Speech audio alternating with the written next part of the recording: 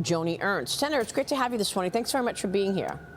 Thank you, Maria. And I want to start right there. Why did the U.S. allow the Iranian president into America, understanding that they are the leading sponsor of terrorists? Why did the United States give a visa to Sergei Lavrov and his entire delegation into the United States after all of the death and destruction that he has caused with Vladimir Putin?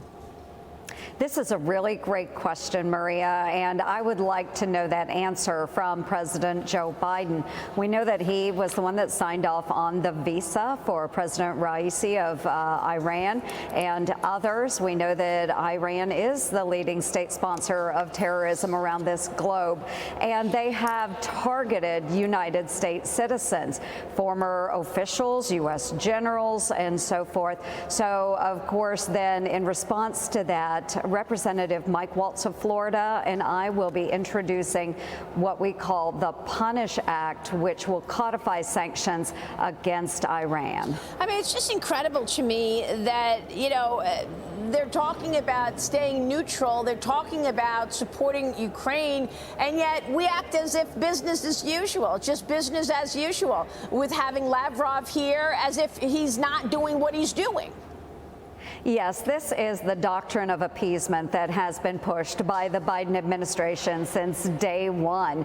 We know that Iranians continue to target U.S. officials for assassination. We know that they continue with terrorist activities around the globe. And yet this president is bound and determined to enter into a nuclear agreement with that country. And not only enter into this agreement with the country, but the fact that it is being brokered by the Russians. I don't know why we continue to engage with these types of societies when we see the unprovoked war in Ukraine, when we see terrorist activities and reconstitution of terrorist organizations that will target American soldiers.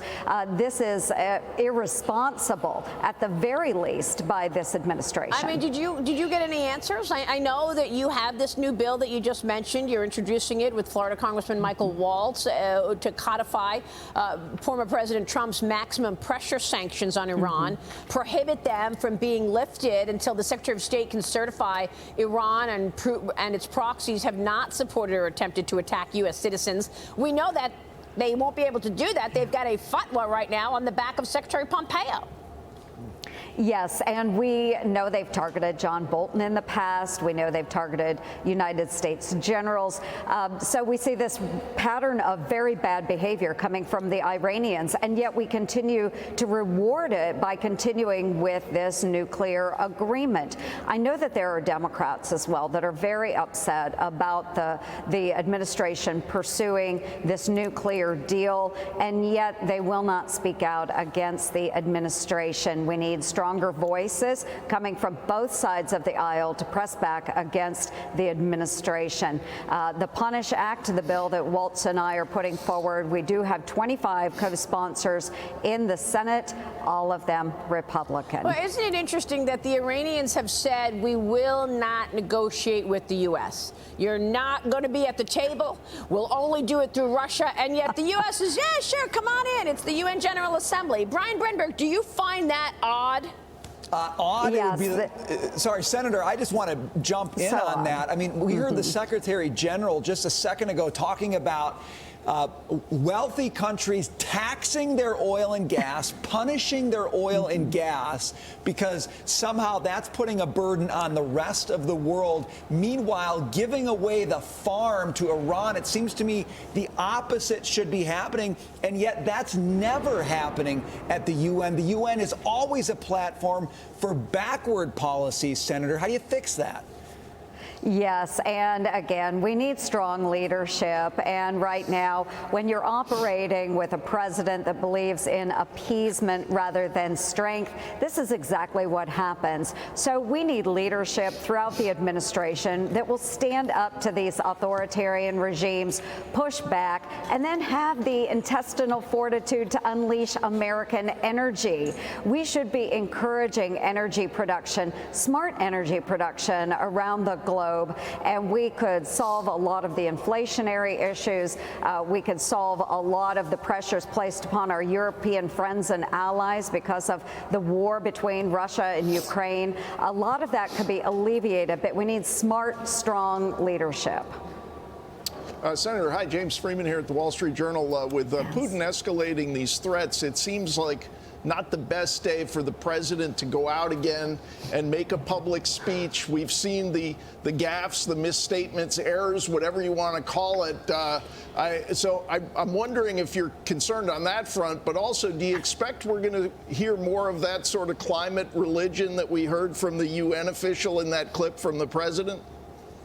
I think we will. Unfortunately, we have an administration that has really focused on the climate alarmists and their agenda rather than focusing what is in the best interest of American citizens. And we will see this continue. And yes, I'm always concerned when the president is out on the stump. We never know what is going to be said and how that might be taken by not only our adversaries, but also by our friends and allies. Well, I mean, Senator, real quick on China, speaking of adversaries, you and John Barrasso writing a letter to the Inspector General of the Department of Energy demanding answers to a report that shows the department illegally sent $15 million of taxpayer-funded advanced battery technology to China. You write, this case may be emblematic of a department that routinely and flippantly permits government-funded technology to be transferred to China. Is this administration misleading us in terms of how they deal with China? So not only are we selling China oil from the reserve, the strategic reserve, but we're also sending China technology? Yeah, absolutely, Maria. This is unfathomable that we developed this incredible technology here in the United States at the tune of, as you said, $15 million. And that technology was transferred to China, our near-peer adversary. So Senator Barrasso and I have raised the alarm on this issue. Do we expect to receive a positive response from the federal government? No, we don't. There are too many workarounds in this administration. We need to be strong and make sure that not only do we allow intellectual property theft from the Chinese, but that we're not just handing them the technology as well. So we need to continue to push back, and we really do need answers from the administration. Well, they canceled the China initiative, so clearly we're not investigating intellectual property theft anymore, are we? Well, if you believe that, but certainly China is very nefarious in their activities, and they are going to continue to engage in intellectual property theft. They will take what is handed to them as well, which is what we saw with this battery technology. But we have to do a better job at policing our American interests, and China is not part of that equation. Well, we'll be watching all of that. Senator, thanks very much for weighing in on that. We appreciate it. Senator Joni Ernst this morning in D.C. Thank you.